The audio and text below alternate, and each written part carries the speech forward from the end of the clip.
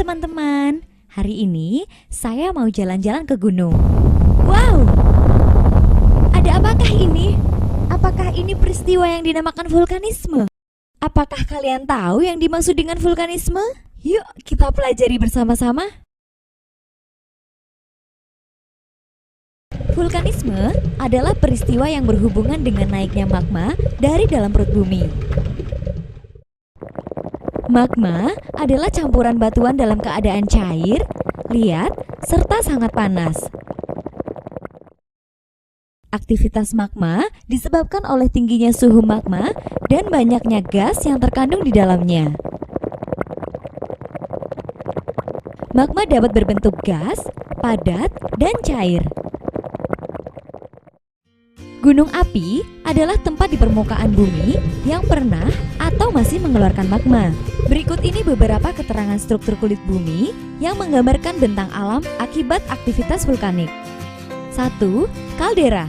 Kaldera adalah kapundan yang amat besar, luas, dan bertebing curam. Kaldera terbentuk ketika gunung api meletus dengan hebat dan sebagian dari puncak gunung api itu gugur ke dalam pipa kawah. Contohnya, kaldera Gunung Krakatau dan kaldera Gunung Tengger. 2. Sil. Sil adalah magma yang masuk di antara dua lapisan bahan sedimen dan membeku atau intrusi datar. 3. Lakolit. Lakolit adalah magma yang masuk di antara batuan sedimen dan menekan ke atas sehingga bagian di atasnya cembung dan bagian bawahnya datar. 4. Batolit. Batolit adalah magma yang menembus lapisan-lapisan batuan dan membeku di tengah jalan. 5. Dapur magma. Dapur magma adalah tempat atau pusat atau sumber dari kumpulan magma yang merupakan panas dari kerak bumi. 3. Saluran diaterma atau saluran kapundan adalah lubang besar yang berbentuk pipa panjang dari puncak ke sumber magma, tempat mengalirnya magma keluar ke permukaan bumi. 7. Gang. Gang adalah batuan dari intrusi magma yang memotong lapisan batuan yang berbentuk pipi atau lempeng. 8. Apofisa. Apofisa adalah cabang dari erupsi korok atau gang. Tahu kamu kalau gunung api dibagi menjadi 3 macam berdasarkan bentuk dan proses terjadinya loh. Seperti 1. Gunung api mar. Gunung api mar yaitu seperti danau kecil atau danau kawah. Terjadinya hanya karena letusan.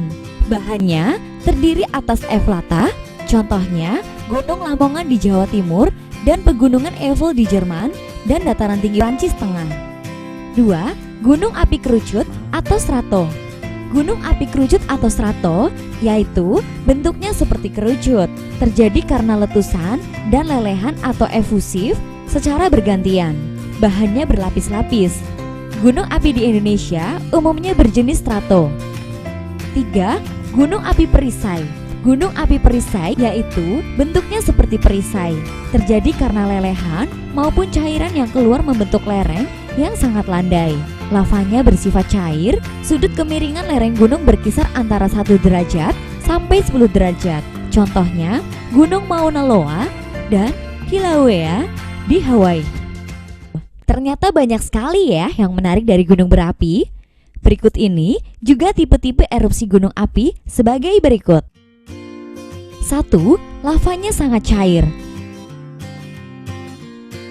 Contohnya Gunung Mauna Loa di Hawaii dan Gunung Kilauea. 2. Mengeluarkan lava dan bom pada interval 5 menit.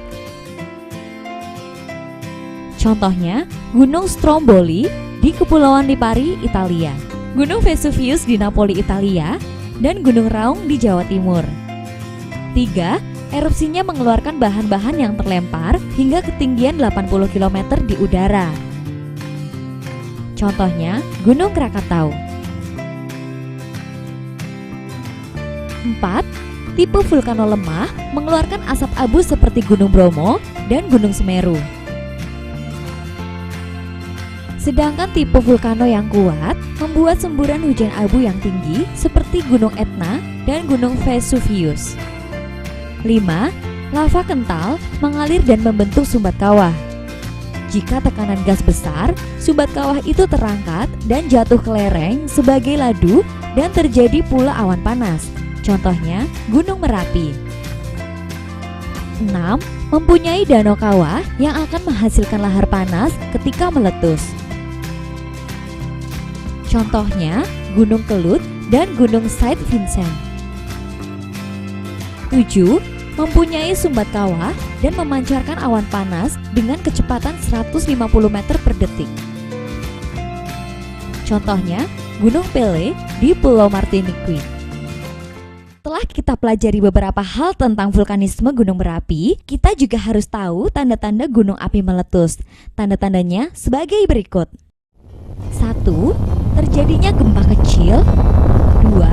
Terdengar suara gemuruh dari dalam tanah. 3.